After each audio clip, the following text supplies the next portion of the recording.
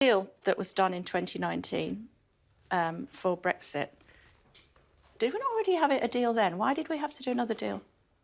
So I think the deal that was done, the oven-ready deal, yeah, that was the withdrawal agreement. That was to enable us to actually leave the European Union, which we did. This is a really good resolution to what has been, quite rightly and understandably, a complicated process, but this has got us to a really good place. Complicated, but the inference is that Boris Johnson signed up to something not very long ago, which has failed. So is Rishi Sunak just a much better negotiator, a much better grasp of the detail, maybe? Well, that's what you've been saying. It's not what I've been saying. What I've been saying is that some of your backbenchers are saying that. We recognise there were elements of the protocol which were not working. Boris was instrumental in actually delivering that 2016 mandate to leave the European Union, and if that hadn't happened, a lot of the things that we've been working on would have been moot points anyway. So I absolutely pay tribute to the fact that I hear what you say, but then he rather landed us in it afterwards, did he not, Foreign Secretary? Well, look, so look, we had to do a load of work to make our departure from the European Union both meaningful, but also to make sure that it didn't disrupt trade within the United Kingdom's internal market. Your old boss, your big buddy, said that there wouldn't be a border down the Irish Sea, and it might be a softer one now, but it's still there. So, so when it comes to the movement of goods within the UK, there will be no greater regulatory burden than moving things from Birmingham to Braintree. Still a border? No, there isn't. OK, so why do we need to have green and red Because the red lane is for stuff that ultimately will be crossing a border into the European Union, into Ireland, into the European Union. But within the UK, there is no border. The regulatory environment is exactly the same as if it's moving anywhere else within the UK. Products that weren't available in Northern Ireland will be available. Meat products, sausages, for example, seed potatoes from Scotland, yeah, I know, you told us all that had been fixed previously. Yes. The Palace is saying that the decision to have that meeting was a decision for Downing Street. You've just told Sky that no, the decision was a decision for the Palace. So who's right, you or the Palace?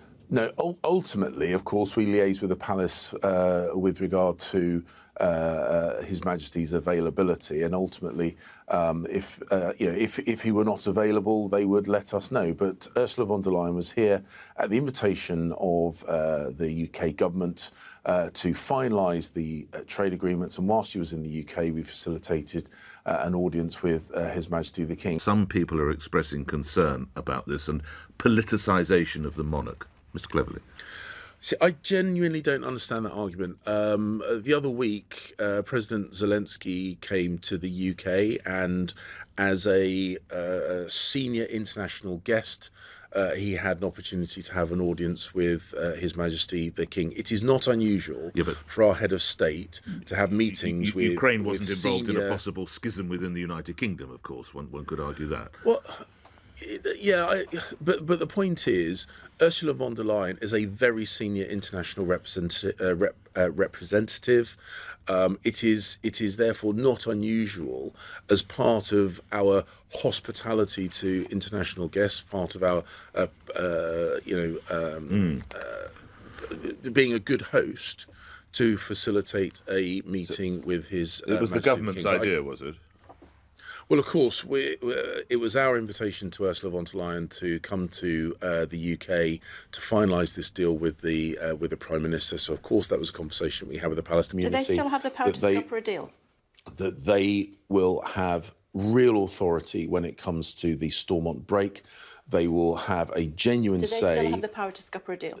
Well, what I really, really hope is they'll look at this and they will understand. But do they still have the power to scupper a deal?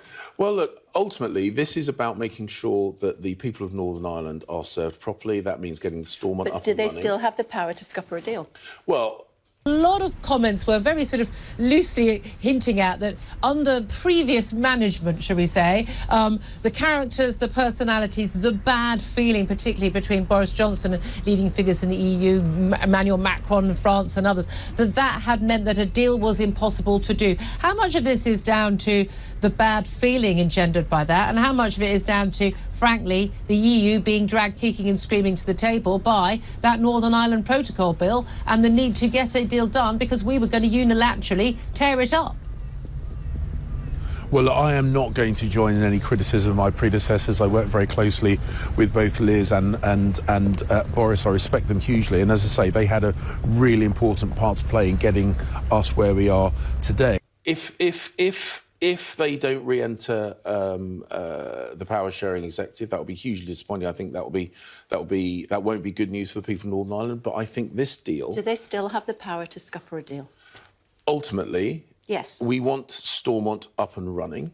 That is something, and what I want to do, and I know you're. Question for us. What I want to do is I want to give the DUP, I want to give the representatives of the unionist community the chance to read this. Do they still have the power to scupper a deal? I want them to. How many times do I have to ask you? Because I know what you want to do. You want to try. I want you to tell me the answer. It's been a very very important breakthrough.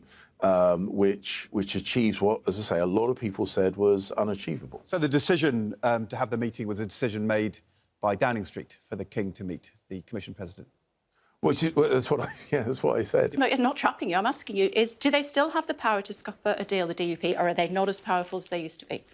Well, you see, and that's why I'm not going to be drawn into this because this is not. Question. This is because actually the real giveaway was the subsequent question about are they not as powerful as they used to be. The DUP are passionate representatives of their communities in Northern Ireland. They raised. Do they have the power to scupper a deal? They raised a number of concerns about the implementation of the protocol. We listened very, very carefully, and we have systematically gone through to resolve the issues, to make sure that the tax and regulatory environment. We know the details. We know the details. I've just read them all out for people. Well, we went through all of those. Then you wouldn't have to. But you won't answer my question about the DUP and whether they're still powerful enough. The DUP don't like a phrase or a sentence or a paragraph that, say, relates to the European Court of Justice in there. My question is, can this agreement be changed? If there's something can it still be tweaked? Well, we don't want to change this. It is a finely balanced document. The Leader of the Opposition is now saying that this is a compromise, what you're offering. Why is he wrong? I mean, the Leader of the Opposition wouldn't understand, I think, how negotiations work, it seems. Keir Starmer was paying a compliment because Keir Starmer has constantly said that talking, negotiating delivers, rowing doesn't. The two previous Prime Ministers rowed. Rishi Sunak did talk and negotiate, and he did compromise